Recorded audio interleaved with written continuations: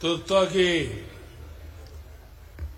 ನಮ್ಮ ನಿತಿನ್ ಗಡ್ಕರಿ ಅವರು ಡೆಲ್ಲಿಗೆ ಹೋಗಬೇಕಾಗಿರೋದ್ರಿಂದ ಹೆಚ್ಚು ಸಮಯ ಯಾರು ತಗೊಳ್ಳೋಕೆ ಅವಕಾಶಗಳಿಲ್ಲ. ಯಾರು ಅನ್ಯತಾ ಭಾವಿಸಬೇಡಿ. ನಮ್ಮ ಕೇಂದ್ರ ಭೂ ಸಾರಿಗೆ ಸಚಿವರಾದಂಥ ಮಾನ್ಯ ನಿತಿನ್ ಗಡ್ಕರಿ ಅವರೇ, ನಮ್ಮ ಹಿರಿಯರಾದಂಥ ಪ್ರಹ್ಲಾದ್ ಜೋಶಿ ಅವರೇ, ಮಾನ್ಯ ಸಂಸದರಾದಂಥ ರಾಘವೇಂದ್ರ ಅವರೇ, ಹಿರಿಯರಾದಂಥ ಕಾಗೋಡು ತಿಮ್ಮಪ್ಪನವರೇ, ಬಿಜೆಪಿ ಅಧ್ಯಕ್ಷರಾದಂಥ ವಿಜಯೇಂದ್ರ ಅವರೇ, ವೇದಿಕೆ ಮೇಲಿರುವಂಥ ಎಲ್ಲ ಮುಖಂಡರೇ, ತಾಯಿ ಭುವನೇಶ್ವರಿಗೆ, ಈ ಭಾಗದ ಜೀವನದಿ ತಾಯಿ ಶರಾವತಿಗೆ ಹಾಗೂ ಶ್ರೀ ಕ್ಷೇತ್ರ ಸಿಂಗನೂರು ತಾಯಿ ಚೌಡೇಶ್ವರಿ ದೇವಿಗೆ ಪ್ರಣಾಮಗಳನ್ನು ಈ ಶುಭ ಸಂದರ್ಭದಲ್ಲಿ ಸಲ್ಲಿಸ್ತಾ, ಅಂಬರ್ಗೋಡ್ಲು ಕಳಸವಳ್ಳಿ ಸಿಂಗದೂರು ಸಂಪರ್ಕ ಕಲ್ಪಿಸುವ ಈ ಸುಂದರ ಭವ್ಯ ಸೇತುವೆಯಿಂದ ಉದ್ಘಾಟನೆಗೊಂಡು ಲೋಕಾರ್ಪಣೆಗೊಂಡಿದೆ. ಈ ಸಂತೋಷದ ಹಾಗೂ ಸಾರ್ಥಕ ಸಮಾರಂಭದಲ್ಲಿ ನಿಮ್ಮೆಲ್ಲರ ಜೊತೆ ಇರುವುದು ನನಗೆ ಅತ್ಯಂತ ಸಂತೃಪ್ತಿಯನ್ನು ತಂದಿದೆ. ನಾನು ಸಂಸತ್ ಸದಸ್ಯನಾಗಿದ್ದಾಗ ಅನುಮೋದನೆಗೊಂಡ ಈ ಯೋಜನೆ ಇಂದು ಸಾಕಾರಗೊಂಡಿದೆ. ಈ ಸೇತುವೆ ಈ ಭಾಗದ ನಮ್ಮ ಜನರ ಬಹುದಿನಗಳ ಕನಸು, ಬಹುವರ್ಷಗಳ ಬೇಡಿಕೆ ಇಂದು ನನಸಾಗಿದೆ. ಶರಾವತಿ ನೀರಿನಿಂದಾಗಿ ಸ್ಥಳಾಂತರಗೊಂಡ ಸಂತ್ರಸ್ತರ ನ್ಯಾಯ ಮತ್ತು ಗೌರವಕ್ಕೆ ಈ ಸೇತುವೆ ಸಾಕ್ಷಿಯಾಗಿದೆ. ನಮ್ಮ ಜಿಲ್ಲೆಗೆ ಮಾತ್ರವಲ್ಲ, ಇಡೀ ರಾಜ್ಯಕ್ಕೆ, ಇಡೀ ದೇಶಕ್ಕೆ ಈ ಸೇತುವೆ ಒಂದು ಪ್ರಗತಿಯ ಐತಿಹಾಸಿಕ ಮೈಲಿಗಲ್ಲಾಗಲಿದೆ. ಇದು ಕೇವಲ ಸೇತುವೆಯಲ್ಲ, ಇದು ಜನರ ವಿಶ್ವಾಸ, ಜನಪ್ರತಿನಿಧಿಗಳ ನಿರಂತರ ಪರಿಶ್ರಮ ಮತ್ತು ಅಭಿವೃದ್ಧಿಯ ಪರಿಕಲ್ಪನೆಯ ಸಾಕಾರವಾಗಿದೆ. ಹೆಮ್ಮೆಯ ಪ್ರಧಾನಮಂತ್ರಿ ಶ್ರೀ ನರೇಂದ್ರ ಮೋದಿಯವರ ನೇತೃತ್ವದಲ್ಲಿ ಇವತ್ತು ಇಡೀ ದೇಶ ಒಂದಾಗಿ ವಿಕಸಿತ ಭಾರತದ ಗುರಿಯನ್ನು ನನಸಾಗಲು ಶ್ರಮಿಸ್ತಾ ಇದೆ.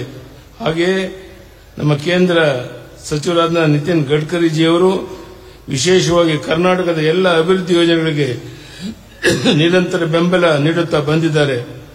ಅವರ ಸಮರ್ಥ ನಾಯಕತ್ವ ಮತ್ತು ದೂರದೃಷ್ಟಿಯಿಂದಾಗಿ ನಮ್ಮ ರಾಜ್ಯದಲ್ಲಿ ಮಾತ್ರವಲ್ಲ, ಇಡೀ ರಾಜ್ಯದಲ್ಲಿ ರಸ್ತೆ ಅಭಿವೃದ್ಧಿ ಕಾರ್ಯಗಳು ವೇಗವಾಗಿ ನಡೀತಾ ಇದೆ. ಹಾಗೆಯೇ ನಮ್ಮ ಪ್ರಹ್ಲಾದ್ ಜೋಶಿ ಅವರು ಕೂಡ ರಾಜ್ಯದ ಎಲ್ಲ ಅಭಿವೃದ್ಧಿ ಯೋಜನೆಗಳಿಗೆ ಸದಾ ಬೆನ್ನೆಲುಬಾಗಿ ನಿಂತಿದ್ದಾರೆ. ಬಂಧುಗಳೇ, ನಿಜವಾದ ನಾಯಕತ್ವ ಅಂತ ಹೇಳಿದ್ರೆ ಆ ನಾಯಕತ್ವ ಅಂದರೆ ಜನರ ಸೇವೆ, ಜನಸೇವೆಗಿಂತ ದೊಡ್ಡದು ಯಾವುದೂ ಇಲ್ಲ. ಸಬ್ಕಾ ಸಾಥ್ ಸಬ್ಕಾ ವಿಕಾಸ್ ಇದು ನಮ್ಮ ಧ್ಯೇಯ. ನಾವು ಅಧಿಕಾರದಲ್ಲಿ ಇರಲಿ ಇಲ್ಲದಿರಲಿ, ಜನಸೇವೆ ನಮ್ಮ ಗುರಿ, ನಮ್ಮ ಕರ್ತವ್ಯ. ರಾಜ್ಯದ ಸರ್ವಾಂಗೀಣ ಅಭಿವೃದ್ಧಿಗಾಗಿ ಶ್ರೀ ನರೇಂದ್ರ ಮೋದಿ ನೇತೃತ್ವದ ಸರ್ಕಾರ ಬದ್ಧವಾಗಿದೆ. ಈ ಸೇತುವೆ ಅದಕ್ಕೊಂದು ಉದಾಹರಣೆ. ಈ ಸಂದರ್ಭದಲ್ಲಿ ರಾಜ್ಯದ ಜನತೆಯ ಪರವಾಗಿ ನಮ್ಮ ಪ್ರಧಾನಮಂತ್ರಿಗಳಲ್ಲಿ ಮತ್ತು ಇಲ್ಲಿ ಉಪಸ್ಥಿತಿರುವ ಕೇಂದ್ರ ಸಚಿವರಲ್ಲಿ ರಾಜ್ಯದ 3 ಪ್ರಮುಖ ಯೋಜನೆಗಳ ಅನುಮೋದನೆ ನೀಡಿ ಆದಷ್ಟು ಶೀಘ್ರದಲ್ಲಿ ಅನುಷ್ಠಾನಗೊಳಿಸಬೇಕು ಎಂದು ಮನವಿ ಸಲ್ಲಿಸಿದ್ದೇನೆ. ಅವುಗಳಲ್ಲಿ ಒಂದು, ಎಲ್ಲ ಹವಾಮಾನಗಳಿಗೂ ಸುಗಮವಾಗಿ ಸಂಚರಿಸಬಹುದಾದಂಥ, ಮುಖ್ಯವಾಗಿ ನಮ್ಮ ಕರಾವಳಿ ಮತ್ತು ಮಧ್ಯ ಕರ್ನಾಟಕಕ್ಕೆ ನಿರಂತರ ಸಂಪರ್ಕ ಕಲ್ಪಿಸುವ ಆಗುಂಬೆ ಘಾಟ್ನಲ್ಲಿ ಸುರಂಗ ಮಾರ್ಗ ನಿರ್ಮಾಣ. ಇನ್ನೊಂದು,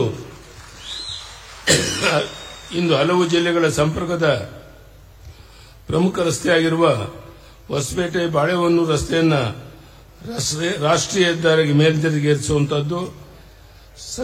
ಸಂಚಾರ ದಟ್ಟಣೆ ನಿವಾರಿಸಲು ಶಿವಮೊಗ್ಗ ವರ್ತುಲ ರಸ್ತೆಯ ಉತ್ತರ ಬೈಪಾಸ್ ಪೂರ್ಣಗೊಳಿಸಬೇಕು ಎಂದು ಸನ್ಮಾನ್ಯ ಸಚಿವರಲ್ಲಿ ಕೋರಿಕೆ ಸಲ್ಲಿಸಿದ್ದೇವೆ. ಇಷ್ಟು ಮಾತ್ರವಲ್ಲ, ರಾಜ್ಯದ ಸಮಗ್ರ ಅಭಿವೃದ್ಧಿಯ ದೃಷ್ಟಿಯಿಂದ ಸನ್ಮಾನ್ಯ ಪ್ರಧಾನಿ ಶ್ರೀ ನರೇಂದ್ರ ಮೋದಿಜಿಯವರ ನೇತೃತ್ವದಲ್ಲಿ ಸರ್ಕಾರ ಸದಾ ಕಾರ್ಯೋನ್ಮುಖವಾಗಿದೆ. ಈ ಹೆಮ್ಮೆ ಸಂತೋಷದ ಸಂದರ್ಭದಲ್ಲಿ ಈ ಯೋಜನೆ ಸಾಕಾರಗೊಳಿಸಿದ ನಮ್ಮ ಸನ್ಮಾನ್ಯ ಪ್ರಧಾನಮಂತ್ರಿ ಶ್ರೀ ನರೇಂದ್ರ ಮೋದಿಜಿಯವರಿಗೆ, ಸಚಿವ ನಿತಿನ್ ಗಡ್ಕರಿ ಅವರಿಗೆ, ನಿರಂತರ ಸಹಕಾರ ನೀಡಿದ ಪ್ರಹ್ಲಾದ್ ಜೋಶಿ ಅವರಿಗೆ ಮತ್ತು ಇದಕ್ಕಾಗಿ ಹಗಲಿರುಳು ಶ್ರಮಿಸಿದ ಈ ಭಾಗದ ಸಂಸದ ರಾಘವೇಂದ್ರ ಅವರಿಗೆ ಮತ್ತೊಮ್ಮೆ ಸಮಸ್ತ ಜನತೆಗೆ ನಾನು ಕೃತಜ್ಞತೆ ಸಲ್ಲಿಸುತ್ತೇನೆ. ವಿಕಸಿತ ಭಾರತದ ನಿರ್ಮಾಣದ ನಿಟ್ಟಿನಲ್ಲಿ ಕರ್ನಾಟಕದ ವಿಕಾಸಕ್ಕೆ ನಾವೆಲ್ಲರೂ ಕೈ ಜೋಡಿಸೋಣ ಎನ್ನುವ ಪ್ರಾರ್ಥನೆಯೊಂದಿಗೆ ನಿಮ್ಮೆಲ್ಲರೂ ವಂದಿಸಿ ನನ್ನ ಮಾತನ್ನು ಮುಗಿಸ್ತೇನೆ. ಧನ್ಯವಾದಗಳು. ನಮಸ್ಕಾರ.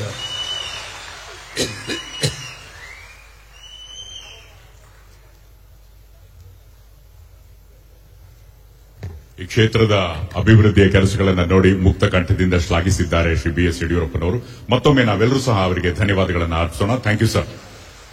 ಇನ್ನು ವೇದಿಕೆಯ ಮೇಲೆ ಗೌರವಾನ್ವಿತ ಕೇಂದ್ರ ಸಚಿವರಾದ ಶ್ರೀ ಪ್ರಹ್ಲಾದ್ ಜೋಶಿ ಅವರಿದ್ದಾರೆ. ಕೇಂದ್ರ ಗ್ರಾಹಕ ವ್ಯವಹಾರಗಳು, ಆಹಾರ ಮತ್ತು ಸಾರ್ವಜನಿಕ ವಿತರಣಾ and honourable minister of new and renewable energy ಅವರು ನಮ್ಮನ್ನೆಲ್ಲ ಉದ್ದೇಶಿಸಿ ಇದೀಗ ಮಾತನಾಡಿದ್ದಾರೆ. ಬಂಧುಗಳೇ, ಸ್ವಾಗತಿಸಿ ಶ್ರೀ ಪ್ರಹ್ಲಾದ್ ಜೋಶಿ ಅವರನ್ನು.